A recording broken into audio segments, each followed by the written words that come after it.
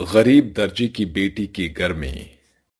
गीता, अरे ओ गीता, अरे ओ गरीब की बेटी, सास की आवाज सुनाई नहीं दे रही क्या? आज तो इस चुड़ैल की खैर नहीं।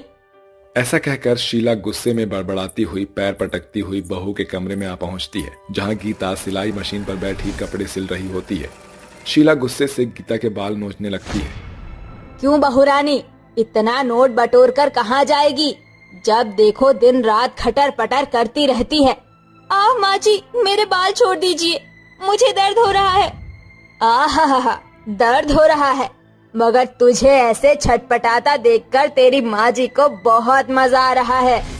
अपनी गरीब माँ को दर्द में देखकर 12 साल की बबीता शीला के आगे हाथ जोड़कर गिड़गिड़ाने लगती है। दादी माँ, मेरी माँ को मत मारो दादी माँ। चल हट परे, वरना तेरी माँ के साथ साथ तेरा भी कचुम्बर बना दूंगी। शीला का अपनी बहू पर अत्याचार करना कोई पहली बार नहीं था। उसका जब मन करता वो अपने गुस्से की गर्मी बेचारी बहू पर ठंडी किया करती थी, कभी उसे मार पीट कर तो कभी उसे भूखा प्यासा रखकर। गीता का पति प्रवीण कमाने के लिए परदेश गया है। तभी एक सुबह पोस्टमैन शीला के घर आया। जय राम जी की शीला मौसी। बिरजू, तू यहाँ? हाँ, परदेश से परमीन भाई के नाम से चिट्ठी आई है। पढ़कर सुना दे। बिरजू खत खोलकर उसे पढ़ना शुरू करता है, जिसमें प्रवीण की मौत की खबर लिखी हुई थी, जिसे जानकर शीला ताव में आकर बेचारी गरीब गीता का गला घोंटने लगती है। खा गई ना मेरे बेटे को चुड़ैल, पड़ गई तेरे कलेजे को ठंडक, आज मैं तेरी जान ले लूंगी। आह माँ जी, छोड़िए मुझे, मेरा दम घुट रहा है। अरे क्या कर रही हो शीला मौसी? अरे मार डालोगी क्या बेचारी को? हाँ, मार डालूंगी। मेरे बेटे के बुद्धि में गोबर भरा था, जो इस गरीब को ब्याह लाया, मगर अब मैं तुझे इस छत के नीचे नहीं रहने दूंगी। जा यहाँ से। गीता अपनी सिलाई मशीन लेने के लिए जैसे ही अंदर जाती है, कसाई शीला उसे धमकाती है। कहाँ जा रही है?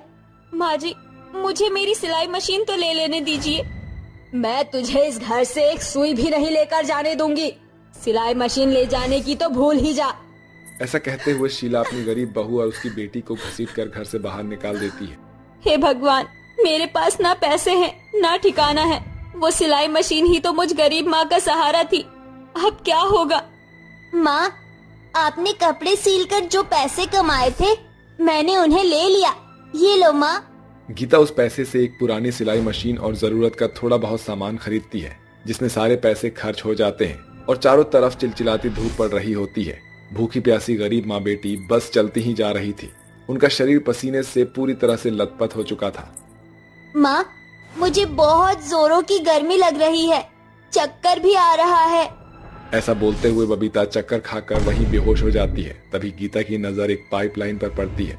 वो बबीता को उस पाइपलाइन में सुलाकर बाकी का सामान भी उसी के अंदर रख लेती है। कुछ देर बाद बबीता होश में आती है। माँ, हम कहाँ हैं? ये कौन सी जगह है? बबीता, अब से यही हमारा घर है बेटी। जब तक तेरी गरीब माँ गर्मी से बचने का कोई दूसरा इंतजाम नहीं कर लेती, हम यही रहेंगे। मगर माँ, इस पाइपलाइन की छत तो टूटी हुई है, यहाँ से आ रही धूप सीधा अंदर आ रही है। हमें कब तक इस गर्मी में यहाँ रहना होगा? तब तक जब तक कि तेरी गरीब दर्जी माँ के दिन नहीं फिर जाते। उस दिन से वो दोनों गरीब माँ बेटी उस पाइपलाइन में ही रहने लगती है। गुजरते दिनों के साथ गर्मी और ज्यादा बढ़ जाती है। वहीं बेचारी गरीब माँ पाइपलाइन के बाहर धूप में बैठकर खाना बनाती है। माँ, तुम्हें भी गर्मी लग रही है, चूल्हा अंदर ले आओ। माँ बेटी, ये पाइपलाइन हमारे सोने और रहने की जगह है। हम उसे गंदा कर देंगे तो हम कहाँ जाएंगे इस गर्मी में? हमारे पास कोई और ठिकाना भी तो नहीं है। ऐसे ही दिन बीतते जाते हैं। गीता खुद भूखी रहकर सिर्फ बबीता के लिए खाना बनाती है और खुद भूखे ही रह जाती है, जिसकी वजह से राशन कुछ रोज ज्यादा चल सके। कुछ दिनों में जेठ की गर्मी भी शुरू होने वाली है। अब तक एक भी ग्राहक मुझसे कपड़े सिलने नहीं आया। मुझे जल्दी ही कुछ करना होगा। गीता रात भर जागकर अपने आंचल से हवा करते रहती है, ताकि गर्मी से उसकी बेटी की नींद न खुले। अगली सुबह गीता घर घर जाकर औरतों को कपड़े सिलने की बात बताती है।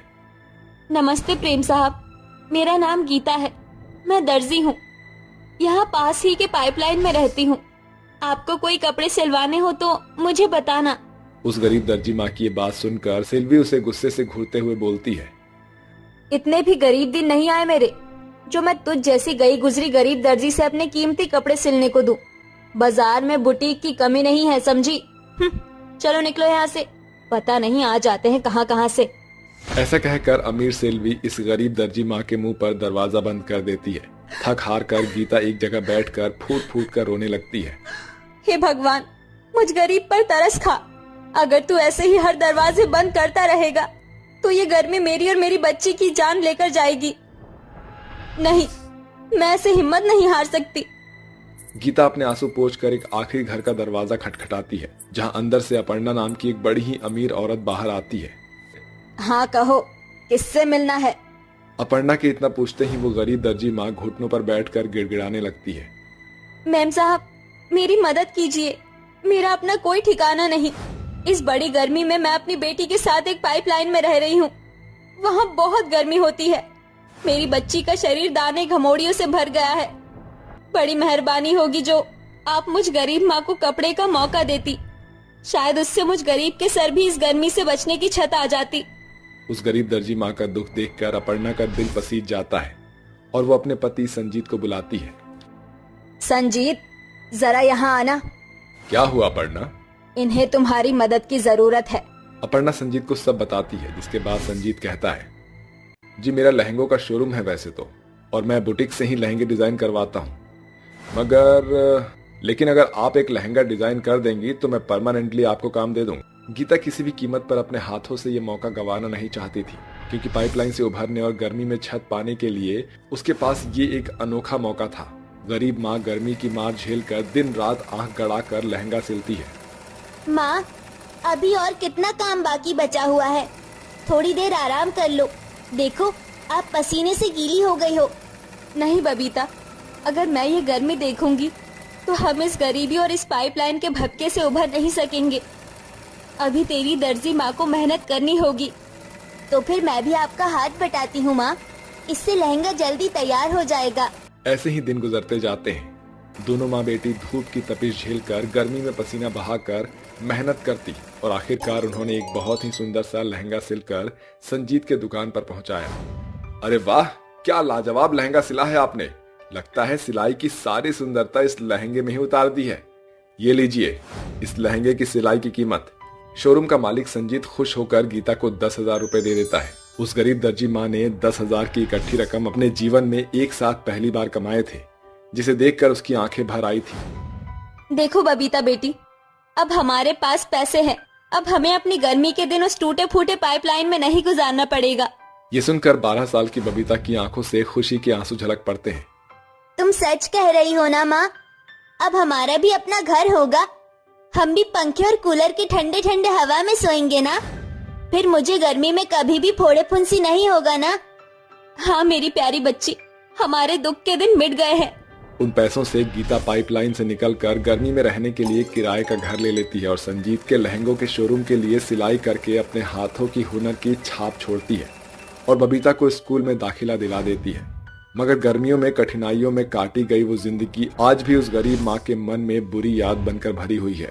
माधुरी छत पर फूट फूट कर रो रही होती है और छत से झांक कर नीचे की तरफ देखती है, जहाँ सभी लोग होली खेल रहे होते हैं।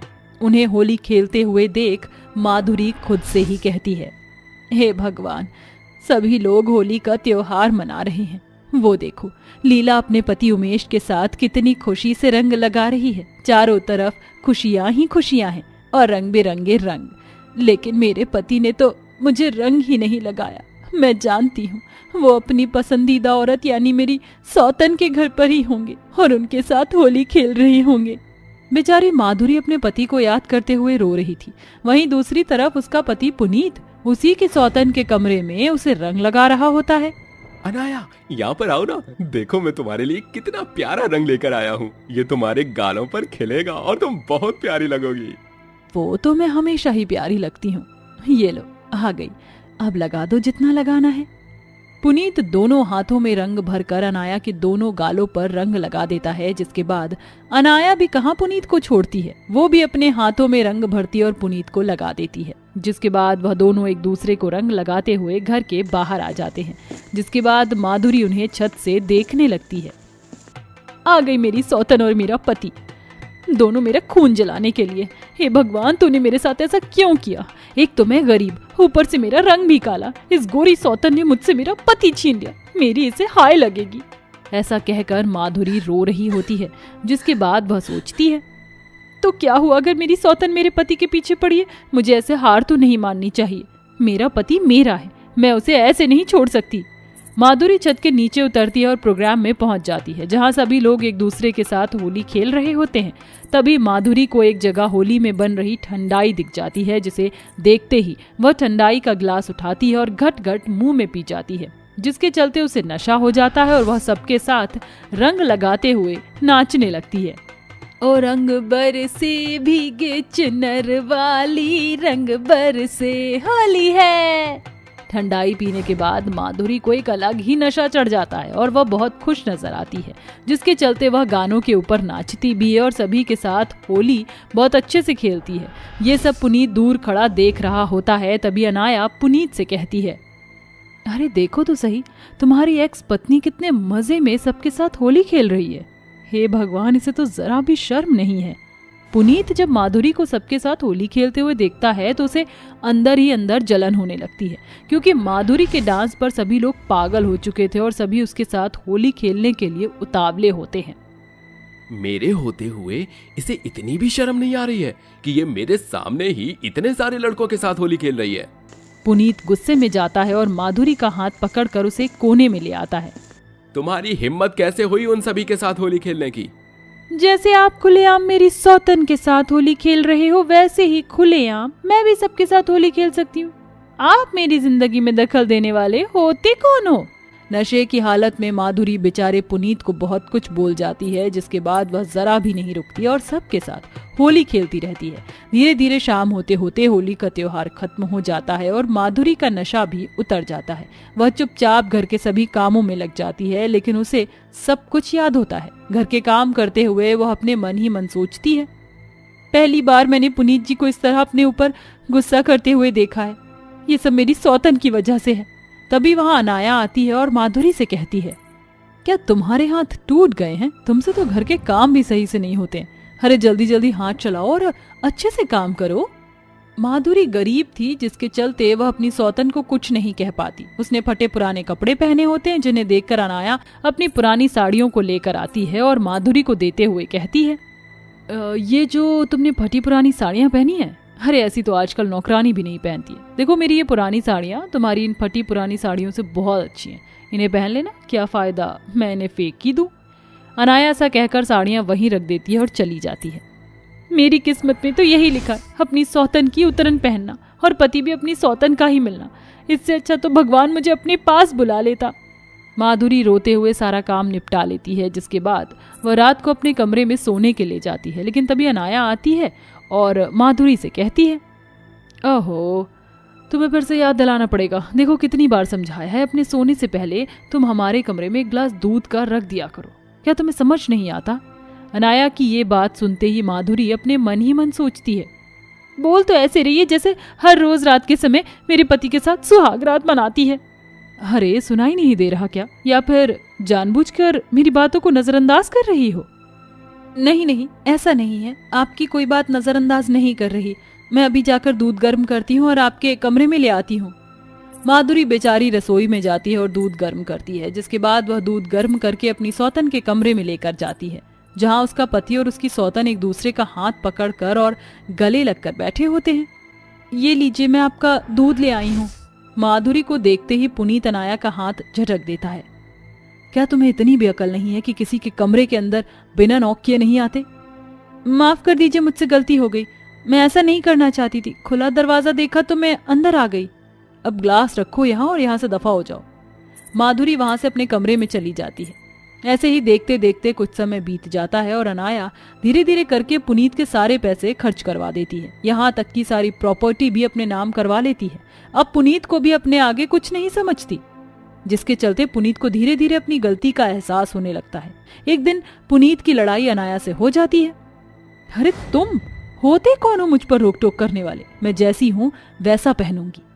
मेरी शादी को पूरा 1 साल हो गया है और तुम समझना ही नहीं चाहती हो। शादी से पहले तुम जो मर्जी पहनती थी, मैंने कभी नहीं टोका। लेकिन अब समाज के लोग मुझे ताने देते हैं, इसलिए मैं तुम्हें ये सब कह रहा हूँ। सूट और सलवार में तुम बहुत प्यारी लगती हो। अरे मेरी बात मानो, ऐसे कपड़े मत पहना करो। पुनीत की ये बात सुनते ही अनाया उसके मुंह पर जोरदार तमाचा मारती है। ये क्या, तुमने मुझे इतनी जोर से तमाचा मारा? हाँ हाँ, क्योंकि तुम हो ही इस लायक। अब चले जाओ यहाँ से और अपनी उस काली पत्नी को भी यहाँ से लेकर जाना। अनाया पहले ही सब कुछ अपने नाम करवा चुकी थी, जिसकी वजह से पुनीत का अब कुछ नहीं बचा था। माधुरी पुनीत की ये हालत देखकर उससे कहती है, अजी संभालो अपने आप को, जो हुआ उसे भूल जाओ, अपनी जिंदगी की एक नई शुरुआत करो। मुझसे बहुत बड़ी गलती हो गई माधुरी, मैं तुम्हें कभी समझ ही नहीं पाया। आज मुझे अपनी गलती का एहसास है। चलो यहाँ से चलते हैं, मैं तुम्हारे साथ अपनी जिंदगी की एक नई शुरुआत करना चाहता हूँ।